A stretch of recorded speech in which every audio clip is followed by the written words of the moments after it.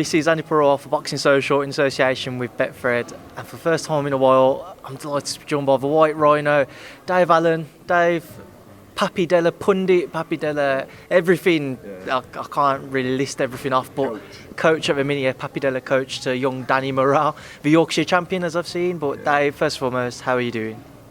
I'm very well, thank you. Yeah, Eddie offered me a season pass, either or, for all the matchroom shows. I was at Newcastle, and even when Frank was there, and I said, "Oh, great seats these," and they went, "You know what, Dave? You're part of the furniture. You can come to any show you want." I don't know if they meant that as a joke or not, but I took it as fact, and I started ringing up every Thursday. Any tickets for the show?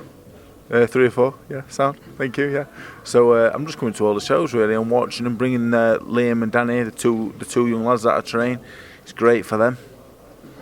You know, they'd like to be here one day. You know, and I only wish when I was 17, Liam's 22, that I was involved in coming to these shows and being involved in all this. And I love boxing, so I like to watch it. It's a good show tomorrow. I mean, we'll obviously come on to Danny, etc. in a short while, but are you enjoying the life away from boxing at this moment in time? Obviously, there's been a lot of people over social media kind of pestering you as to see what you're up to. Yeah, you know, I think after the Price fight, straight away after the fight, obviously, couldn't see for a couple of weeks anyway, and I was a bit ill, and so I had a bit of time off, and then that time elapsed, and I didn't want to box, and then after about 4 or 5 weeks, I thought I'm really missing boxing. I think at that time I was very fortunate that I had Danny. Danny's 17, I'm 27. From the outside looking in, that's odd, but we've got a very special relationship. We're like brothers, and the fact that I've got him every day, I train him twice a day. You know, he comes to my house at 8:30. We go to the gym. We're there for 9. We train till 11. We both go home. We're back down at the gym at 4 till 6. We train, and literally, this young lad really has been the thing that kept me going from after the Price fight. After the Price fight, obviously, 6 weeks ago, I had a little bit of a bad time, you know, and it happens.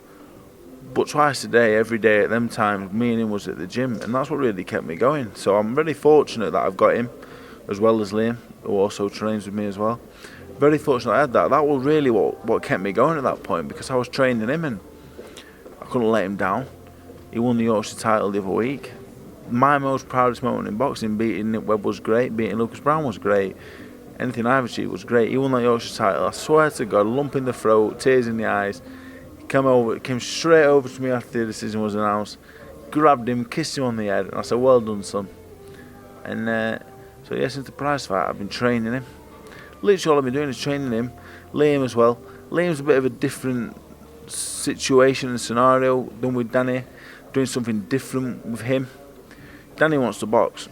Danny's got a great home life. His mum and dad are fantastic. He's got 2 great sisters. He's steady. He's relaxed. His mum and dad can help him. And with Liam, I'm doing something different. But both keep me very busy.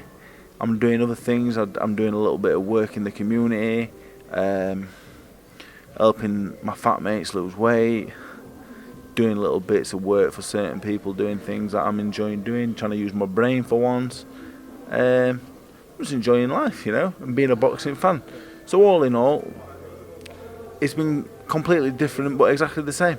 Still a very relaxed lifestyle. I'm very fortunate that I've earned well enough in the last 18 months. I'm pretty relaxed at the minute. At one point, you know, maybe the next 12 months, I want to get off my arse. If I fight again, I'll get a proper job. But for now, I'm just enjoying things and seeing my 2 little friends mature and develop into a good men, which is most importantly, with good values and mature, and I'm trying to teach them, you know, about, look, I said, look, let's get an house bought, let's save up, let's do this, you know, certain things that you don't get taught in school. I'm teaching them 2 + 2. I'm trying to teach them other things, and B, let's be good boxers as well, Danny boy and Liam. Come on, Danny boy, let's win this national title, son. You know, but yeah, that's what I've been doing. I've been busy. Sorry about that. That was a bit of a rant, but yeah, there we go.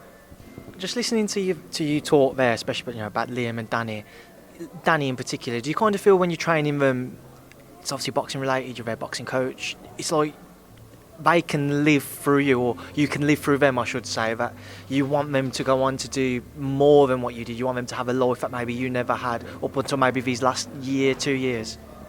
Well, boxing coach is a term I wouldn't use with both of them. I teach them how to box. I know my boxing inside out. People say I'm not the greatest fighter. Maybe I'm not the biggest, not the strongest, not the most powerful. I can box. I'm a clever fighter. I've been around all the gyms. I've been trained by the greatest trainers of this generation. Brendan Ingle, Dominic Ingle, Peter Fury, Darren Barker, sparred with the greatest fighter, the heavyweights of my generation, Klitschko. You pick up and learn things, and I can articulate it well. I get along with Danny and I can articulate it well. Maybe someone else wouldn't get it. Me and Danny are practically the same person, so it's easy. But I'm not a boxing coach to these boys. Like, Liam came to me, he was like, he's 5'11", 6'4", he was 9 stone, 12 pound. He's moved in with me for a little while. He was probably doing things he shouldn't be doing.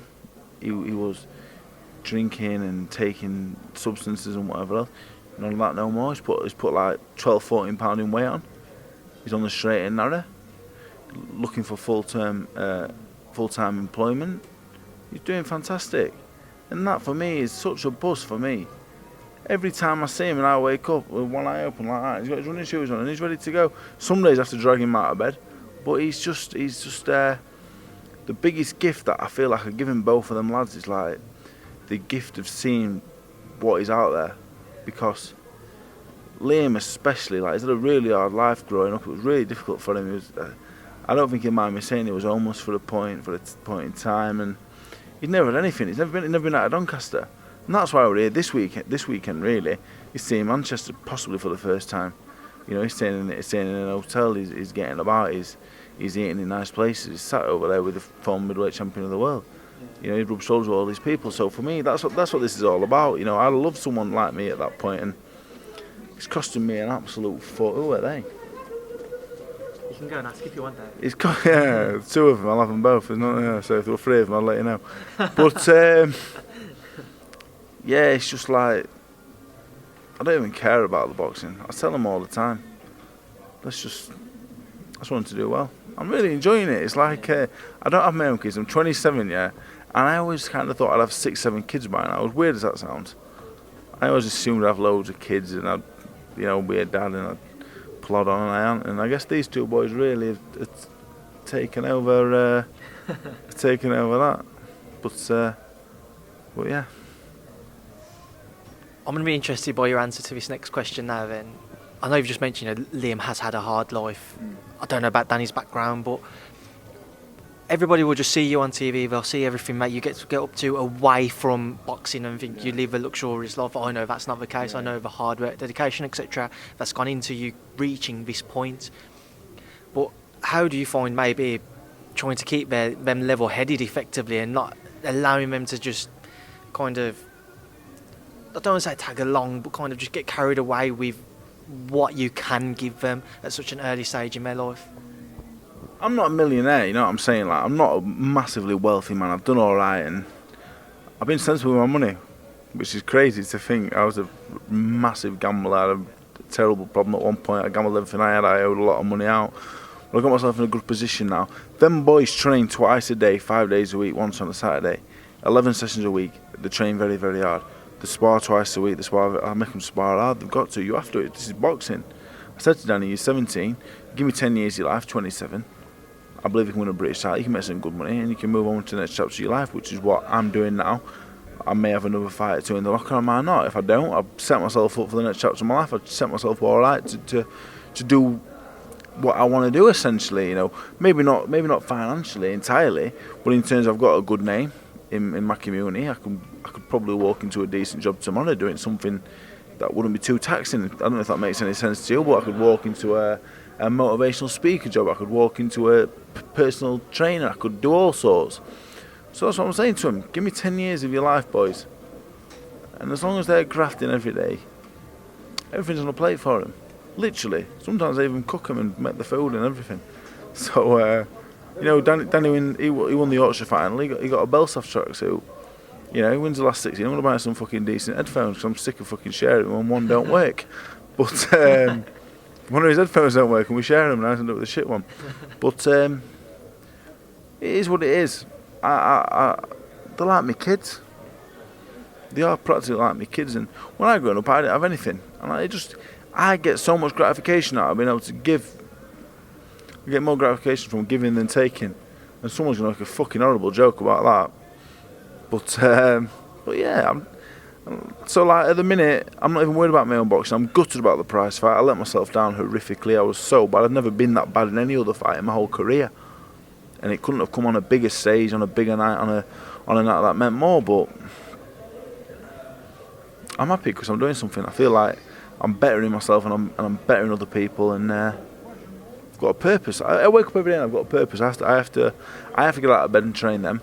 And a few other things I've got to do, and I have to get out of bed and do that as well for that. So what more can you want? I'm content. I'm busy. When you're busy, you can't be fucking sad or pissed off. So it's great. Now, one thing as well we did briefly speak about earlier, you handed Danny Murrell access to your Instagram account. I don't know if it was a week or two, not for a long period. Any stories on the back of that you'd like to share, or that you can share? The thing I will say about Danny is, I'm 27. You know, I've got friends my age, 27, 28, 29, 26, 25, 24, Monty 23, Liam 22. He's grown fast, he's matured, maybe beyond his years. His mother doesn't see his Twitter account, luckily.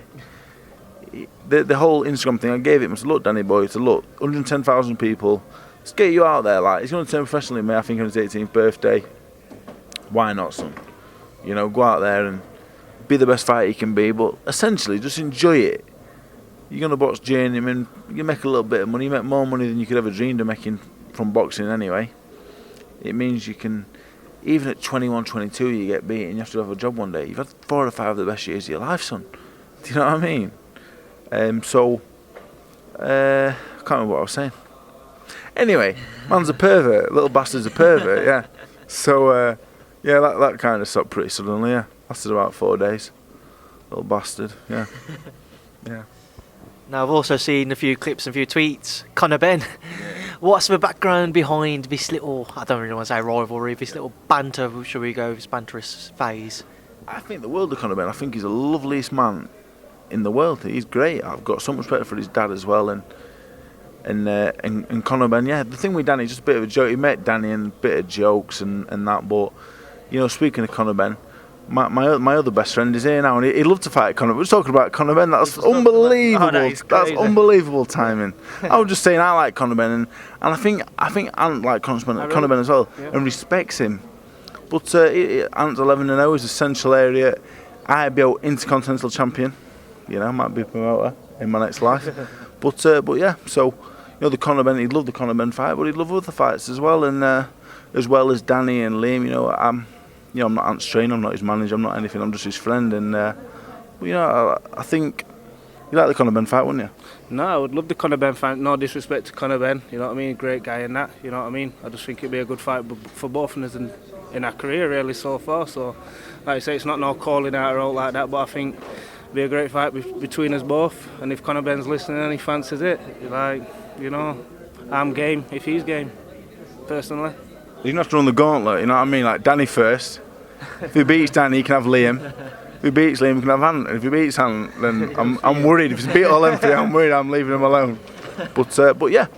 So we're here to support Terry as well. Terry Harper. Is that Terry? Yeah, that's not Terry. Jesus Christ, that looks like Terry. But yeah, that's who we're here to support Terry this week, yeah. Terry's there though. How you doing, Terry? You okay? Yeah, very good, thank you. I've just been for a nice Nando, so I'm nice and full now. No invite for Dave? No what, sorry? No invite for Dave? It already ate before we set off, so it's alright, it's nice and full. How you feeling ahead of tomorrow night? Good. Tomorrow night. Yeah, good. I'm excited. It's a big night for me.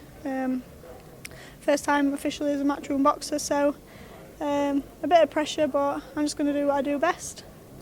Vivian Obnorth, obviously previously defeating Tasha Jonas. Any thoughts on her victory there? Yeah, she's got that good win over Natasha Jonas. But she's also been in ring with likes of Katie Taylor, Chantel Cameron. And they're the fights that I'm mainly focusing on knowing what I need to do on Saturday night. So it's going to be a tough fight, and we're not daft. It might be 10 rounds, but I'm going to get the win, and I'm going to have a good performance. Now, talk about this friendship, guys, because I've seen you both on social media, kind of very close, shall we say. How do you both know each other? Talk about the background there, then.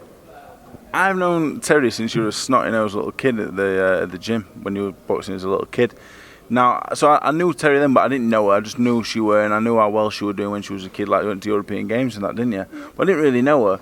But obviously, I went after the prize fight. I came back to the gym because we're from like the next village on, like practically the same postcode, DN12 for life. Anyway, so I started seeing her in the gym. Her and Ant got a great relationship, and me and Ant have as well. So started spending time with Terry. Terry, people keep saying to me, how do you feel about Terry being the best and most famous boxer at the DN12? And I said, there's not a nicer person and a better fighter in DN12. Do you know what I'm saying? Like, I know you're here now, but I said this on other interviews as well. Terry's the nicest woman I know, genuinely. And she can fight as well. Like, I saw her spar the other week, and it's just about doing it on the night tomorrow. Like, it's not easy, it's hard, and the pressure's a big thing, and she's only young, and I genuinely think she can be a superstar. I genuinely do. I really genuinely believe she does, and I hope she does. And people keep saying to me, "Oh, what if she does better than you?" I think fuck me. She already done better than me, you silly bastard. Don't ask silly questions. Of course, she wants to do better than me. Why would I not? Of course I do.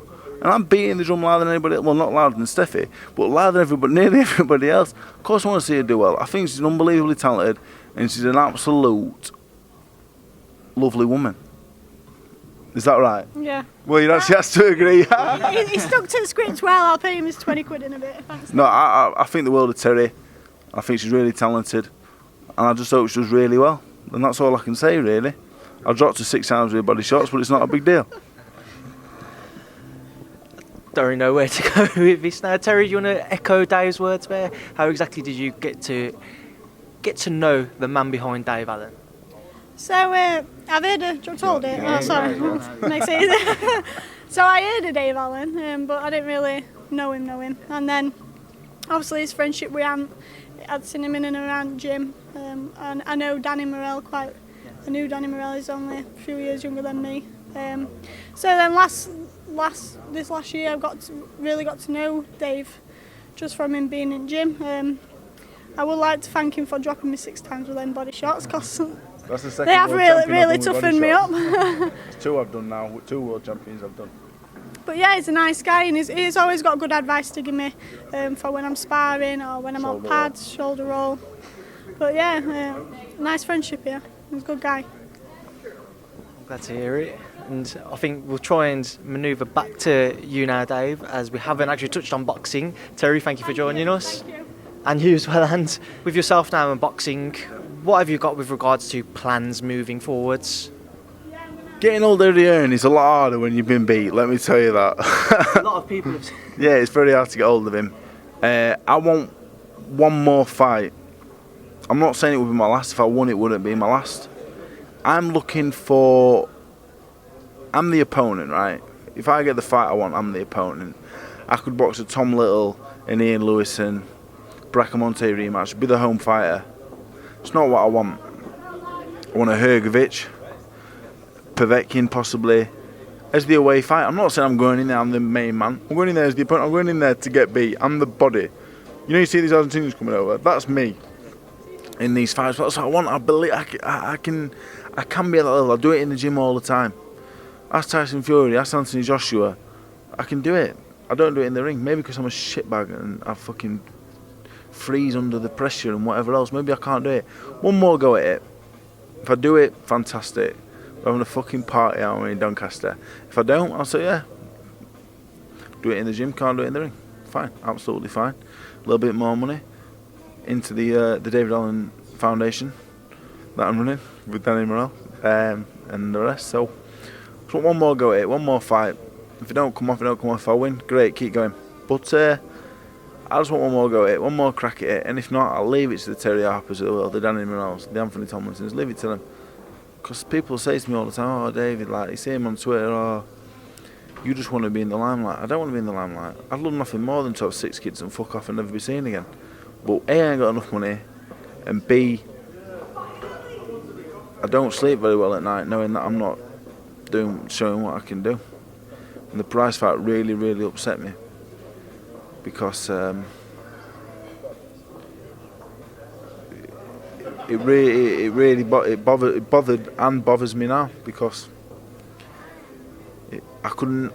If that was the last you saw me in a boxing ring, I'd be gutted. So I have to come back. Do I want to box again? Yeah, do I love boxing? Do I really want to box again? Do you know what I mean? I'm 27 years old. People think I'm 47. I've been around for so long. And you go for, I boxed Ortiz, I boxed White, I boxed Yoka, I boxed Brown, I boxed Price, I boxed Webb on a week's notice. I've not even had 20 weeks notice for the 7 biggest fights in my career. Oh no, I have.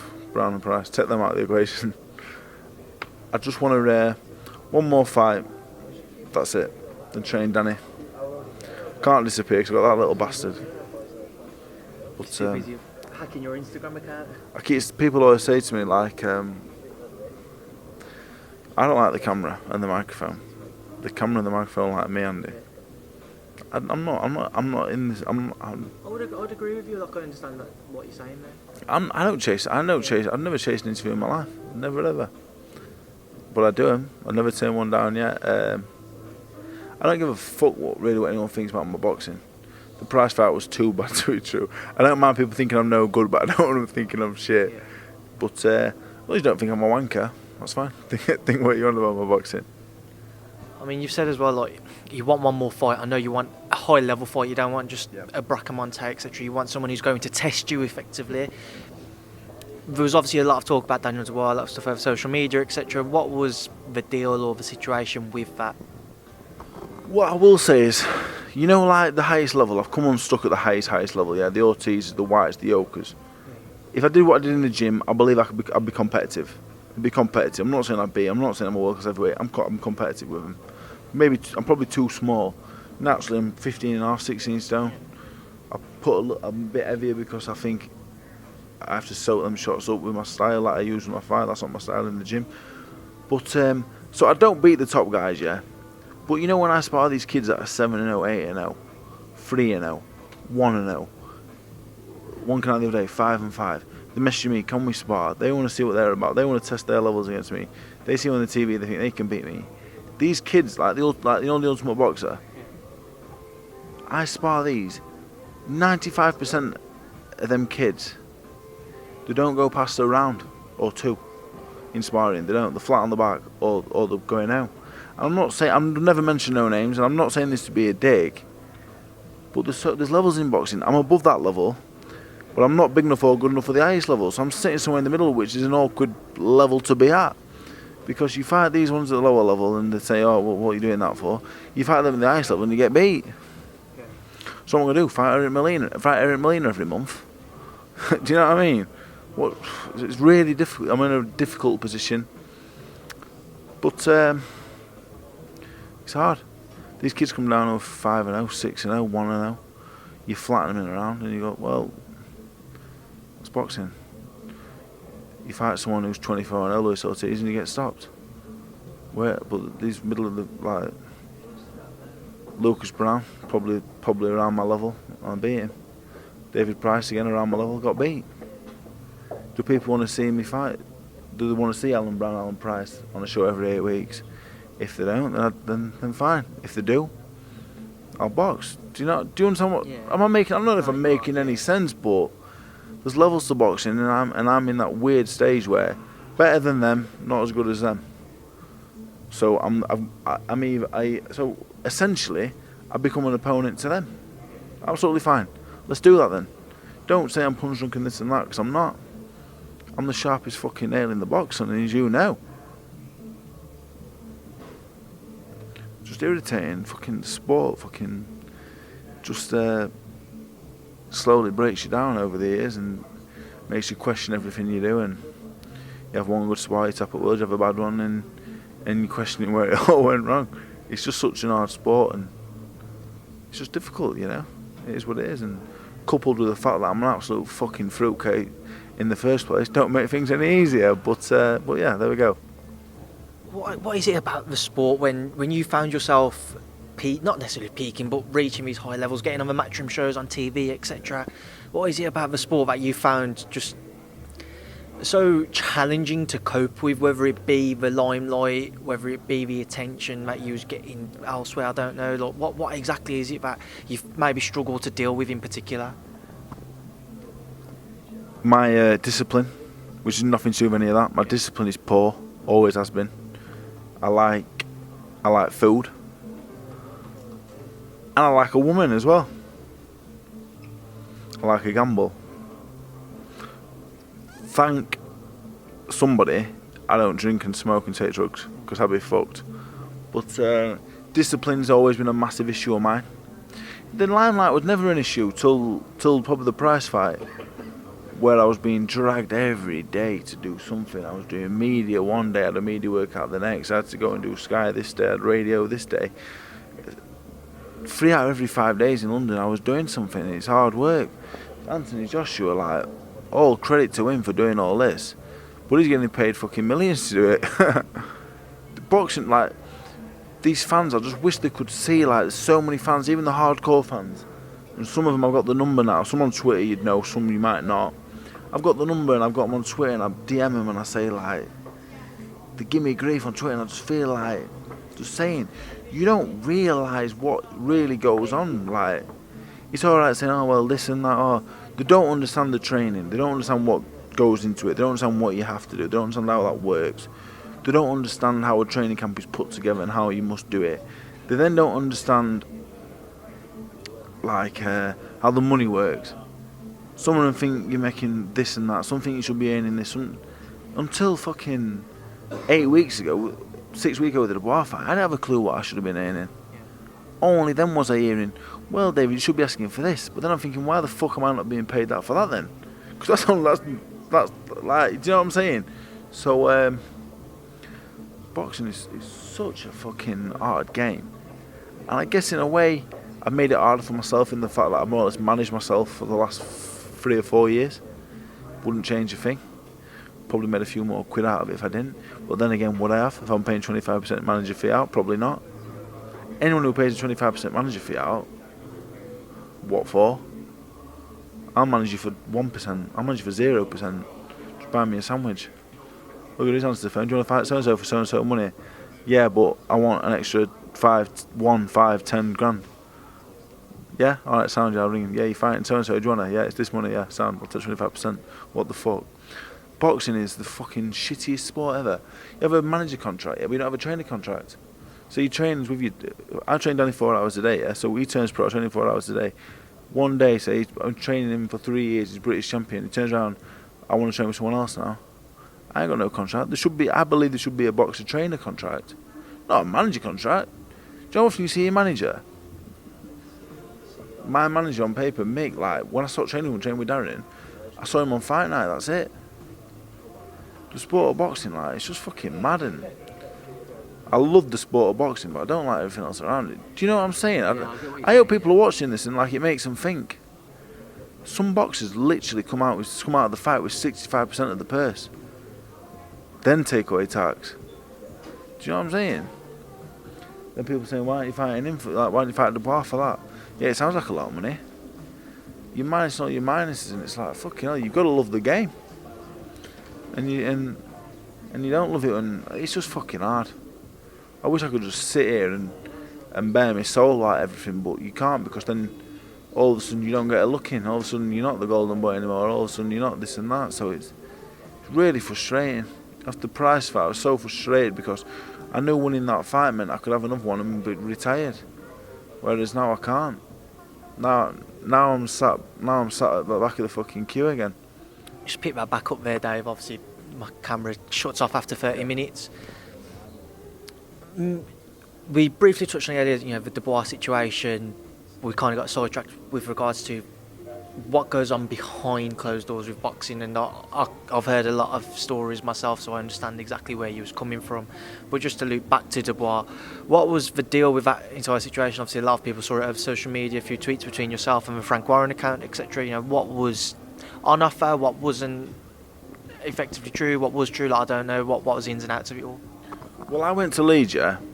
I wanted to fight Dubois in March. Like I knew there was December, and I knew there was March. At the time, it was like I think it was mid. What month are we now? When did Josh Wellington box? Mid-September. End of October now. There's no November now. It's November 1st. So was the Wellington fight halfway through October? Did they want you to? Yeah, when he boxed the Frenchman. When Dubois fought? No, when Warrington boxed the Frenchman. Oh, that was October, yeah. Yeah, so I knew going there, it was 8 weeks away. So I went with the figure in mind. Look, you pay me this, I'll box Dubois in December. You pay me this in March, which is a lot less than December, I'll do it for that. So, but I went as my own manager. I've not spoke to Eddie at this point. I've not spoke to anybody because I'd just pulled me out of my arse. So I went there and I spoke to Frank and George, and fantastic people, to be fair. They treated me really well. It was really nice. Couldn't say a bad word about him. So anyway, I left there. They asked me what I got for the prize fight. Foolishly or not, I was very honest and told them what I got. And said, yeah, this is what I got. Yeah, I'm not good. I don't tell no lies. I said, yeah, this is what I got. Said, okay, they made me an offer which was a lot less than that. I then went away and said, that's a ludicrous offer, ridiculous offer. I can't remember what I said now. Just to try and get them to bump it up a bit, which they did. They then matched the price offer. So at this point, I've rung down and look, this is what's going off. Like, they're offering this money in December. Darren's like, you ain't fighting Dubois on that notice, because why would you? Like, if you get this amount of money, do it. Then I then spoke to my dad. You can't beat Dubois in that amount of time, so why do it? Do you want to lose on purpose? I was like, of course I don't want. I want to fucking win. I'm not saying I'm beating him. I won't say I beat him in 10 years. With 10 years preparation, I think he's that good, but I'd have a fucking good go, and I want to give myself the best chance. Spoke to Eddie. Look, get this amount and do it if you get in December. If not, don't. Because there's fights. The fight with the money they're offering, I can get you that money for this fight or that fight or that fight. Okay, great. So I guess now I'm sat here thinking, just waiting for that fight or that fight, and I for the same as what I got for the Dubois fight. Of course I want to fight in matchroom shows. The likes of fucking Hammer Time and all the lads who work for matchroom, they're my fucking mates, they're my pals, you know what I mean? Come to fight week, and I'm excited for fight week. More for fucking seeing my mates. Like, that's why I'm here now as well. Like, I want to see my mates. Of course I want to box on matchroom shows. Of course I want to show loyalty to Eddie. So at this point, like, I turned the Dubois fight down in the end. A, because Eddie said, look, my loyalty's there. B, I won't beat him in December. And I guess B is really A, because that's more important. I don't lie down for nobody. I get beat by the better men and whatever else, but I don't lie down for nobody, which is practically what I guess I would have been doing. But so now, yeah, basically I'm just waiting for an Ergovic, a Povetkin. Short notice job, keep fit, I guess. I'm not even licensed at the minute. Just sat here waxing lyrical about what could happen. Just, I am happy really inside, I think. So let's just say then, just the last word on Dubois. Let's say if it was to come back and say, right, March, April time, there's the money that you wanted. Would you take it then, or would you think your loyalties would still lie with Matchroom? Like, no, I'm going to stick with Matchroom now. Yeah, take it, yeah, because Eddie said to give you the right money in the right time, take it, and I would. It's the perfect fight. People say, don't fight Dubois, it's dangerous. I boxed Luis Ortiz, having not trained for 4 months, when he was world level, and I was a kid having 10 pro fights. So why all of a sudden I'm going to be scared to death for fighting him? I don't fear nobody, I never have all my life. There's not a man on this planet I fear. I don't fear death. Like, I'm not man.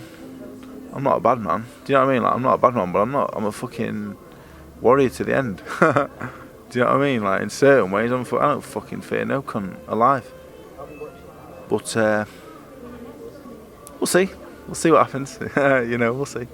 Yeah, we'll see. I'm just, I don't know.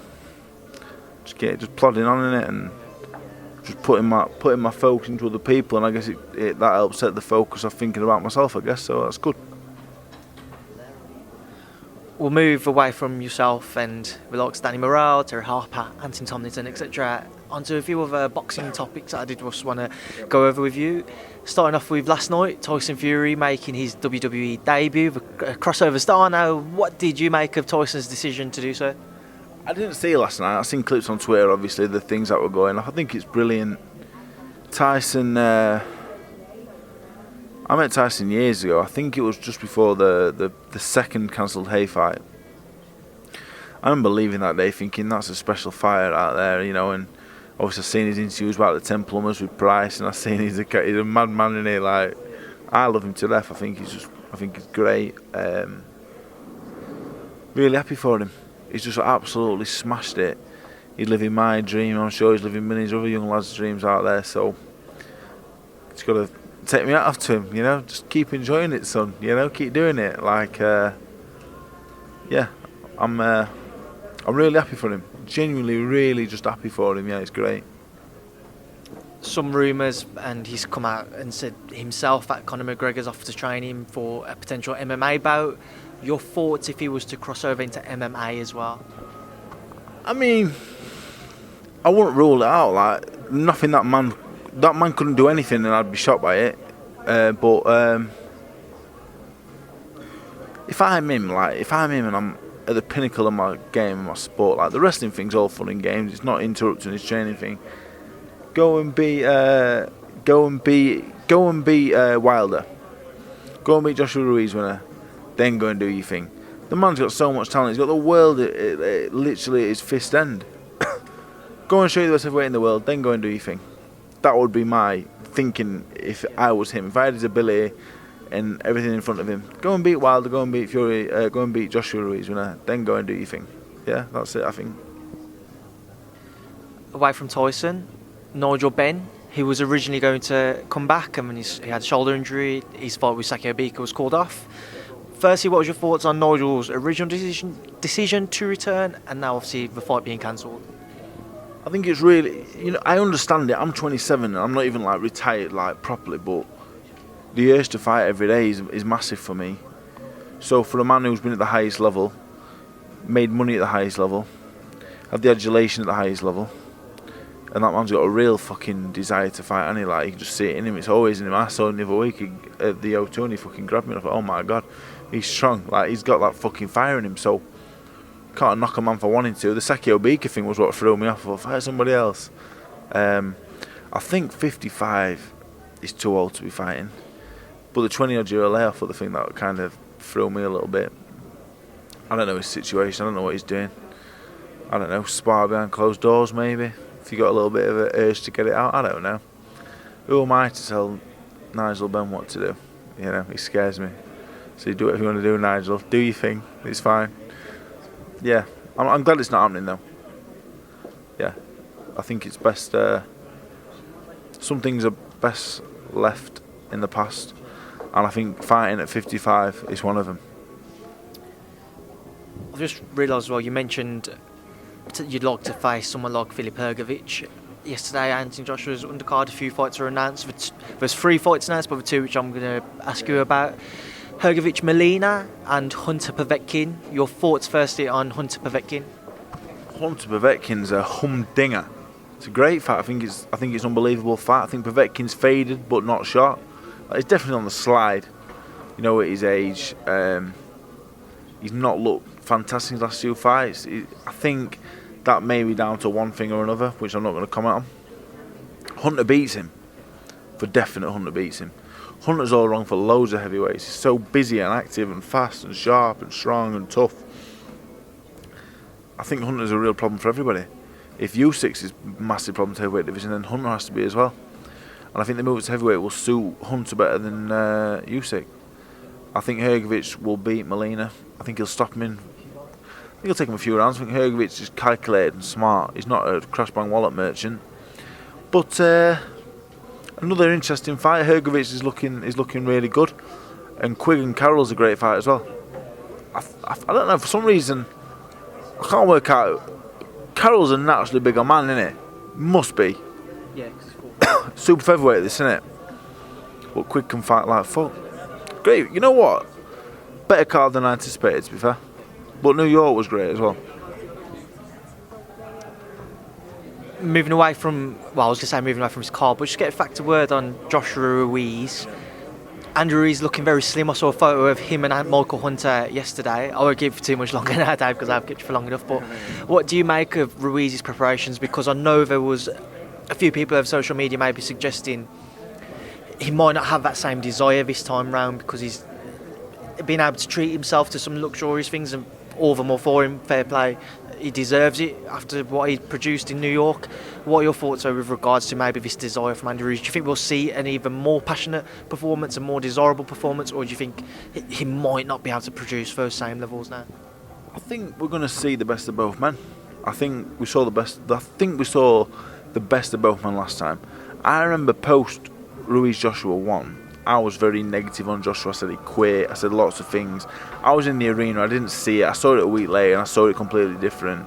I still don't think to this day Joshua performed very well. I think he came out. He was making numerous mistakes and whatever else. But he put Ruiz down, and Ruiz caught him on top of the head, and it was all she wrote from there. Joshua never recovered. So for me, I always pick the man who won the first fight, unless there's some circumstances which dictate differently, and I feel like that never happened in that fight. So I picked Ruiz again. I think Ruiz wins by stoppage, but I think we'll see the best of both men.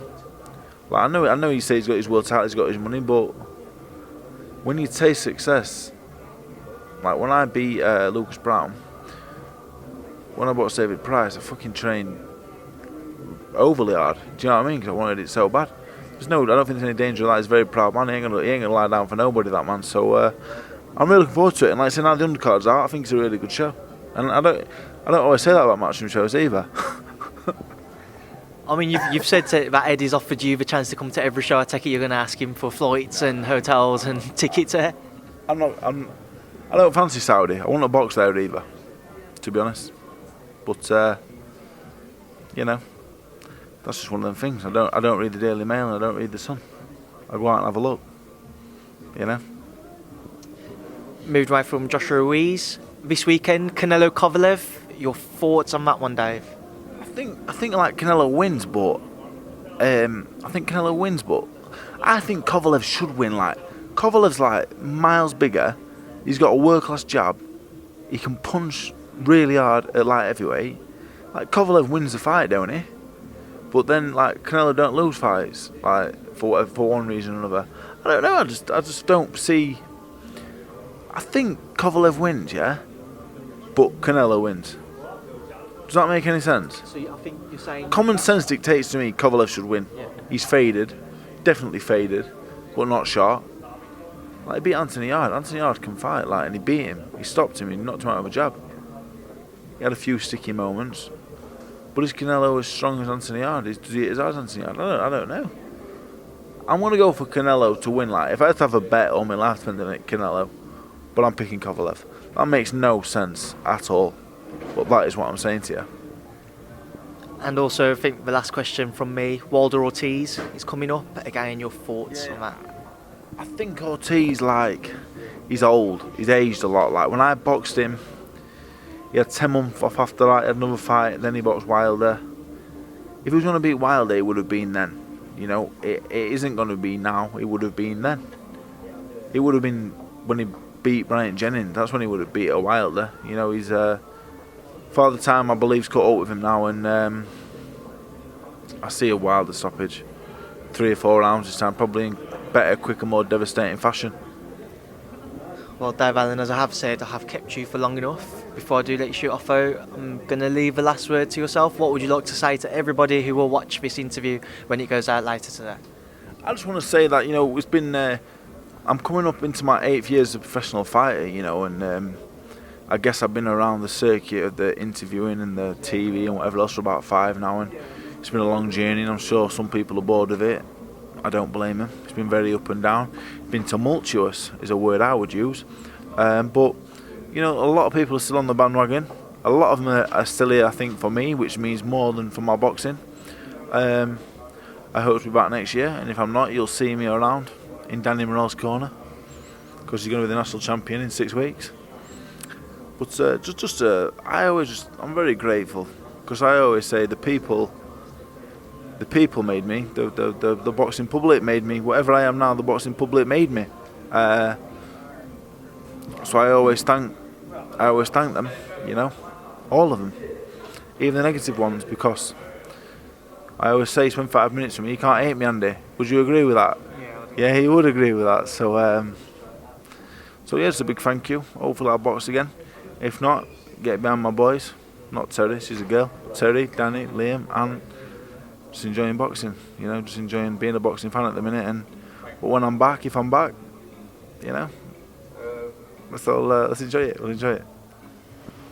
Dave Allen, thank you for speaking to myself and Boxing Social as always. It's been a pleasure and it has been far too long. Thank you very much, Andy. Thank you very much. Thank you, Bal. Big up, Bal. Yes, Bal. Yes, Bal. Yes. Cheers, Dave. Come on.